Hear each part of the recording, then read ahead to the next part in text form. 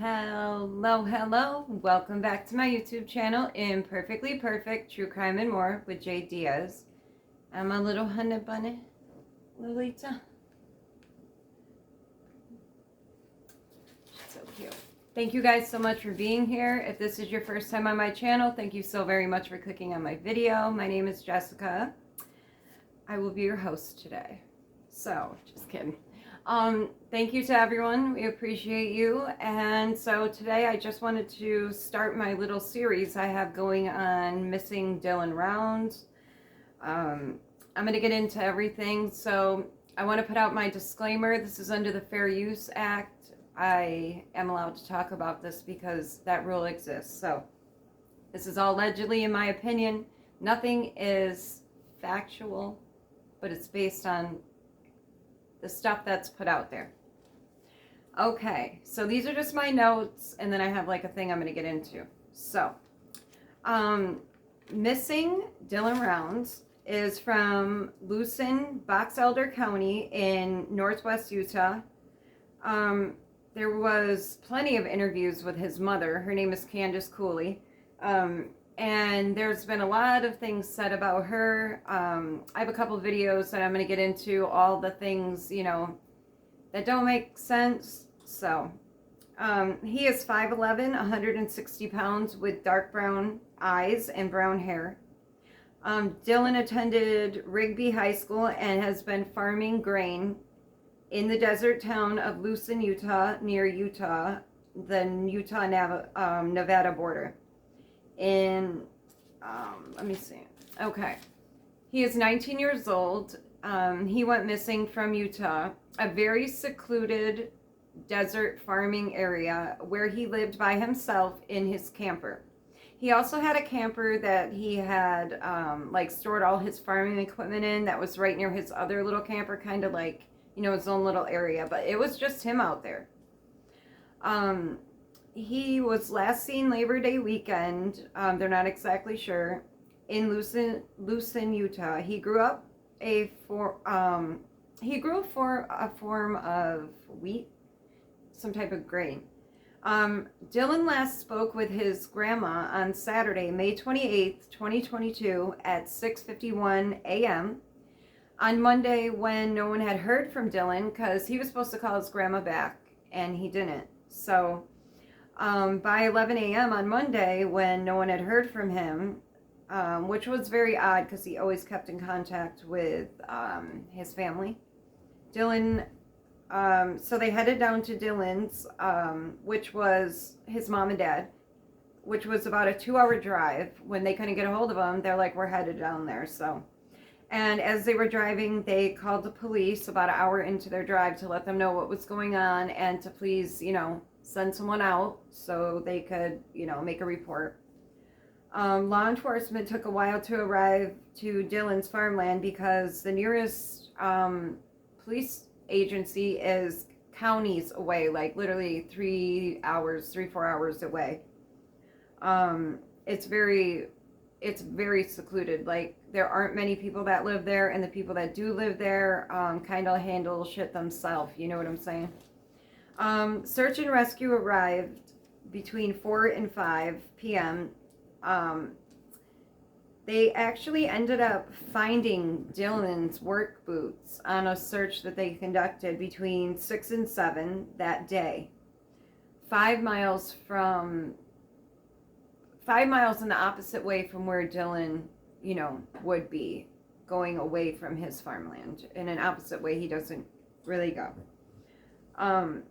And on those boots, they found a drop of blood.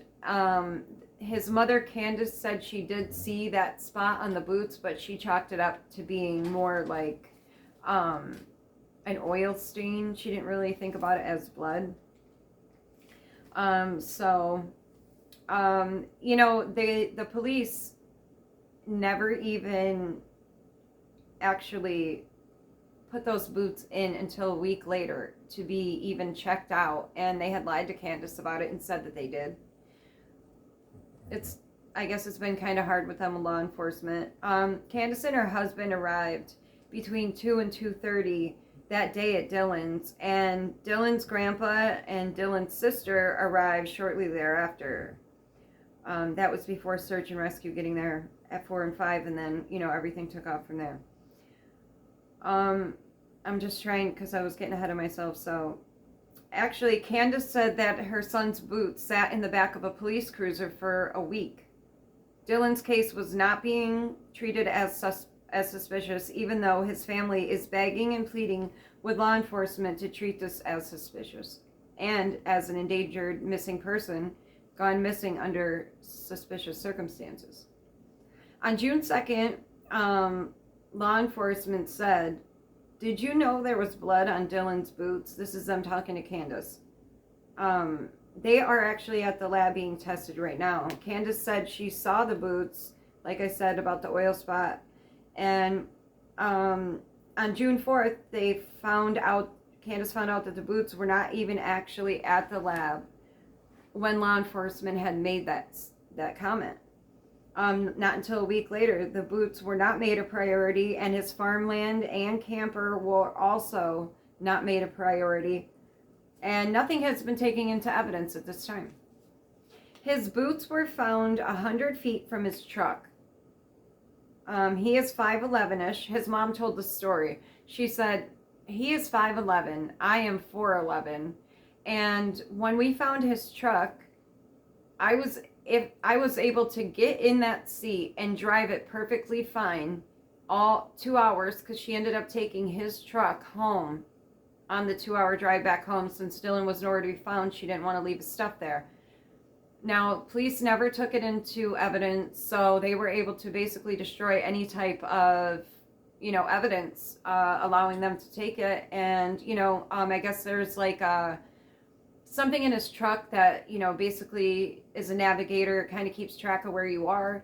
And every 200 miles, that info is erased. So when she drove it back, who knows what she could have erased, where that car was driven. So it's just important, and they didn't make it important. And, especially if he's 5'11", then it was obviously someone smaller in the vehicle driving the vehicle. So his mom said she thinks that, he was taken from there, and from where his boots were found, and that somebody else power washed his vehicle because he never washed it.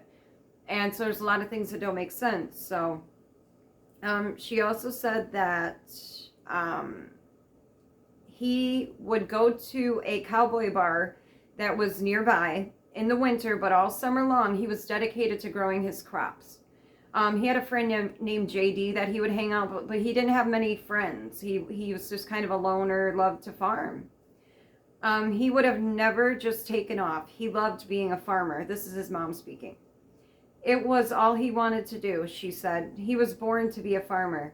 At 10, he grew his own sweet corn on his grandpa's land to sell at an underpass nearby. From the time he was able to farm, he farmed. Candace said that his truck appeared to be power washed. It was a 2016 very nice pickup truck, but he's not a materialistic person. So to him, it was just another piece of farming equipment. So he didn't really, it kept it messy. He didn't really, wash it and do all those things. It always had caked on mud, like under the tire wheel wells and stuff like that. She actually said it was cemented in mud. His footprints and tracks were all over that place usually, and it seemed like all that had been power washed away as well. His wheel wells were not spotless. That was the only thing not touched, but the rest of the car was spotless. And the seat was pulled up in the truck, and so his knees would have been hitting that dashboard. Is like, and police never looked at that. Why would he randomly power wash his truck right before he mysteriously comes up missing? And law enforcement really never treated anything as a crime scene. I just don't understand that, especially like when the family is begging and pleading and telling you, listen, this is not what my son does. I don't know why law enforcement doesn't listen to that. I don't get it. On Saturday, June 4th, 250 people searched. It was organized by the family, not law enforcement, since they're not really helping the family. They had zero help. Law enforcement never ever made an appearance to the search for Dylan. On June 6th, Dylan's boots made it to the lab to be tested. On June 7th to the 11th, Candace said that they never heard from law enforcement. Not one time. She said on the 10th, she spoke to a different law enforcement for 4.5 hours, saying that the law enforcement she was working with was not doing anything to help Dylan in any way. On the 11th, Candace did an interview on Fox 13, blasting the Utah police for not doing their job about helping her with Dylan's disappearance. And then finally after that, the law enforcement made contact with her, but only after she had to, tattletale. She had been doing media all before this, and Dylan's cell is missing, according to them. According to Fox Elder Police, the last ping was in a 15.4 mile radius, which does include his farm, where his grain truck was. So the mom thought that made sense. He would ping there last, since she believes he was taken from around there. The Elko, which is another search organization, they actually ended up making a graph to search with logic and theory. How far could he make it scenarios, like if he had water, if he had food, he can make it this far, whatever, to kind of spell it out for Candace, since, she didn't know what to do and was doing the search by herself. So she said that her and the sheriff sat on the floor all weekend and just talked about it. On May 25th, Candace was at work at Costco when she got a phone call from Dylan, and he said to her in the exact words, "You're never going to believe this, what happened to me." I said, "Okay, what?" This is a common occurrence for Dylan to say, "You're never going to believe this." So he says, "I was coming back from Montella, which is a small area near where he lives, on Tacoma Road, and this man jumped out in front of me. He had no shoes on. He was beaten, so bloody. He had scratches all over him, and he needed his phone to be charged. It was dead. And he wanted a ride." So Dylan told his mom that they got his phone charged, and that Chase, who was the guy he picked up, called his father. Dylan said he heard him, and they were on speakerphone, and Chase was all crazy, like saying, "Well, I'm looking for my kids. I was picking potatoes with them earlier. Somebody took my kids. Where's my pickup?" And the dad was telling him, "Your kids are here. Your pickup is here, and we've been looking for you for days." The reason why Candace and them started to look at Chase right away was because of a comment that Dylan had made. So Dylan's family was looking at Chase once they found out what had happened, that he ran into this naked guy and he had all this commotion before he came up missing. So they automatically looked at this guy, Chase. He said, Dylan had made a comment in which he said, "I kept my hand on my gun and I did not give him a ride." Since then, witnesses from the community that are reliable sources, Candace said, 3 witnesses said that they saw Dylan give Chase a ride home to Montello. She knows why Dylan lied to her, though, she said, because he knew that she would chew him out for giving this guy a ride. She said he wanted to tell her about the beaten and bloody man, though, that appeared in the desert, but he didn't want to say that he gave him a ride home. He didn't want to take the raft from his mom, she said. So yes, Dylan gave Chase a ride back into town. People said they did see Dylan headed back up to his farmland alone, though. So Dylan was not in the truck, last seeing him. And he was driving alone after dropping Chase off. The detectives take Justin aside, who is Dylan's father. And then Candace, they took her on a drive to tell her what she said was completely different information from what they told Justin. For some reason, they're not talking to them together. Different info they're telling them that doesn't match up when they share their stories at the end of the day. Why are the cops separating the parents is what I want to know. Divorced or not, it doesn't make a difference. They're working together as a team, so you treat them as such. I don't know. But the police are making it very hard for them, she said. When EquuSearch came in, Candace requested for the K9 group of Idaho to come in, which is an all donated resources, except the family covered their room and board and gas. They don't make any money, only that. Then the sheriff, Box Elder County, made a statement that they have dog search teams and that they wouldn't have to pay if they use their own resources. So Candace said to them, then why aren't you already doing that? Why aren't they out here searching? Which the sheriff never responded to her email that she had asked him in that, why aren't you helping us? Why, if you have all these resources, why aren't you using them? Why do I have to go out, and spend our money when it should be provided here? Which is crazy. She said that she had to get nasty with the police, Box Elder, and call them out because Box Elder has been no help to this day in finding Dylan, so the family had to call an outside resource to help find Dylan.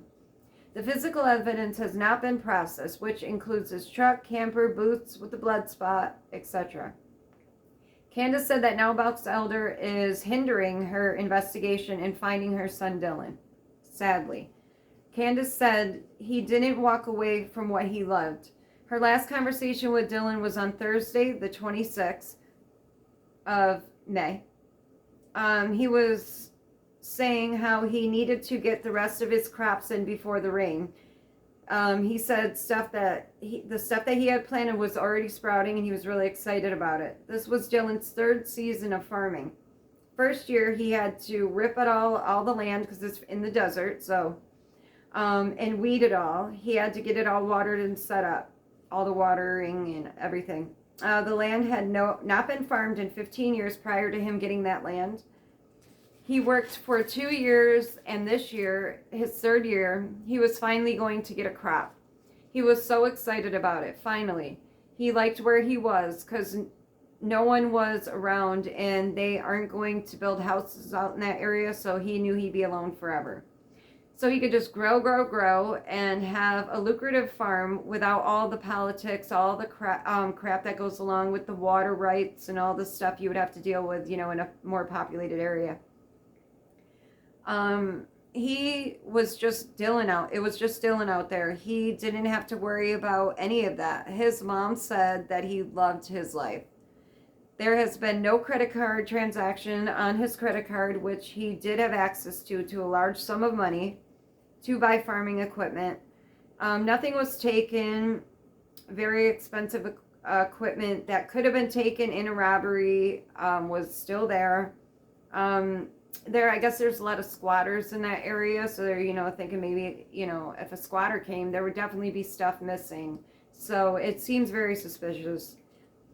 Nothing was missing but Dylan. The truck was returned to its spot, power washed, and the seats were pulled up, Candace said. That Dylan's pickup was driven 200 miles, like I said, and the data was erased. 3 days after Dylan was missing, it was now being treated as a homicide, but nothing was ever treated as a crime scene, and any evidence was destroyed. So on Wednesday, this was a while back. It was on a Wednesday. Candace and the family and EquuSearch with dogs were searching, and they will be updating, they said, all the searches, anything about Dylan. There is no GoFundMe, though, collecting any money for Dylan or his family. If you see any of the GoFundMes, she said it is all a scam. Do not donate. So please be aware of this scam. Sadly, this is the thing. People will try to financially gain off anybody's tragedy. It's disgusting, but it happens. So if you have any information about Dylan Rounds, please contact the Box Elder County Sheriffs at 435-734-3800. There's also a Dylan Rounds Missing Facebook, which says official on it. When I last checked it, there were 8.8 thousand followers, so hopefully that helps. Unfortunately, law enforcement is doing nothing but compromising all of the vital evidence that holds all of the answers to Dylan's disappearance. I can relate to Candace, Dylan's mother, in the sense of feeling like no one's listening and having to advocate for your child when you shouldn't have to. Law enforcement is not listening to Candace and how she knows her son would never ever leave his crops or his life behind. He loved life, she said. Law enforcement should be listening. Too many times law enforcement doesn't hear or take into consideration the people who know the person who is missing best. Their love, their lives, their pattern, etc. Law enforcement looks at the person's age mostly, and then they usually come to an assumption. They left on their own, or instead of treating it like a suspicious missing person case, therefore not preserving the evidence left behind, which more than 30 to 50 law enforcement cars had driven all over Dylan's property. So, I mean, any tire tracks were definitely out of that race. Now Dylan's area is full of law enforcement footprints and tracks, which covered up his and possibly the suspects as well. Now look, and Chase is currently in jail right now on unrelated charges. So I guess they're looking into that. But there's a lot of suspicious things about this. I'm sorry this video was so long. I love you guys. This is all allegedly, in my opinion. You know, I just want to, if it doesn't make sense, like I say, it's not true. And so there's like a lot of things that don't make sense. And I feel like it's someone very close to Dylan. Very, very, very. Dylan had a lot of money. His grandpa had given him like a $50,000 loan just right before. And he had been bragging about getting this money in a bar. And so there are many scenarios. What if someone heard that, knew where he was, came and got it, you know? So there's a lot of things, but I have a couple other videos to follow this, so I'm going to record those. But I love you guys. Stay safe, stay blessed, cherish the simple things. I'll see you soon. Sorry about this long ass video. Love you. Bye.